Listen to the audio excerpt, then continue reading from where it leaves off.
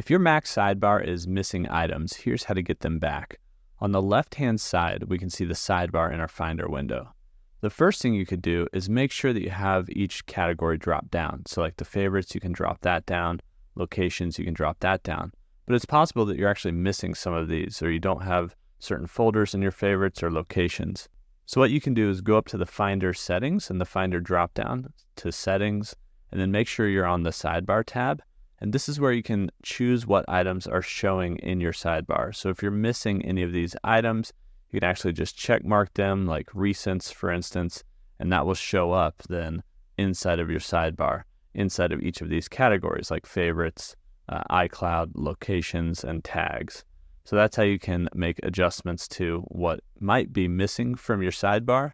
And if you have folders missing, you can always go find those folders and just click and drag anything you want into favorites, kind of dock it in here into your sidebar. So that's how you can find those missing items and decide what's showing in your sidebar of your Finder window here on a Mac.